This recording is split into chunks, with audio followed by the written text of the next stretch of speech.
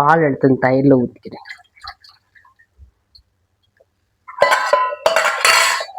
இப்படி நல்லா கலந்துடும்.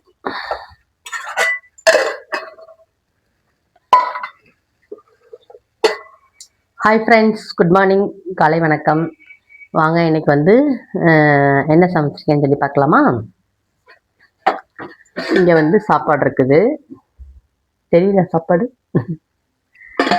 அதுக்கப்புறம் வந்து இன்னைக்கு கீரை கடைஞ்சிருக்கேன், அரைக்கீரை. ஆமாம், அரைக்கீரை கடைஞ்சிருக்கேன், பாசிப்பருப்பு போட்டு கடைஞ்சிருக்கேன், சூப்பராக இருக்கும்.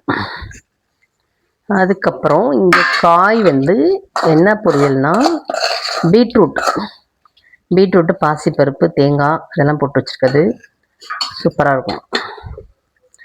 அதுக்கப்புறமேட்டு இங்கே வந்து மோர் இருக்குது, மோர்.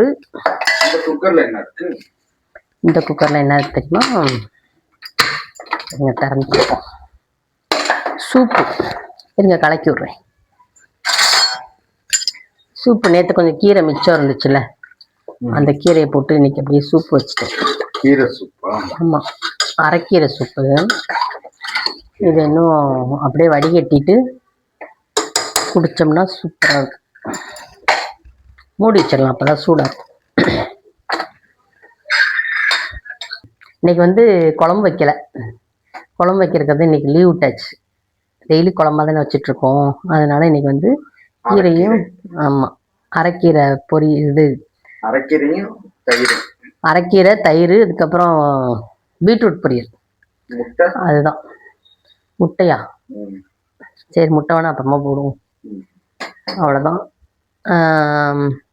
இன்னைக்கு காலைல வந்து தூங்கிச்சு தான், 6 மணிக்கு தான் இருந்துச்சு. அதுக்கப்புறம் வேகமாக இருந்துச்சு, இந்த சமையல் எல்லாம் முடிச்சிருக்கேன். இதை வந்து கீரையை வந்து நேற்றே க்ளீன் பண்ணதுனால இன்னைக்கு வைக்க முடிஞ்சிச்சு, இல்லைன்னா இன்னைக்கு வைக்க முடிஞ்சிருக்காது.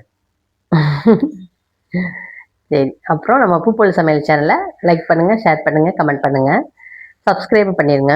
டாடா பாய்.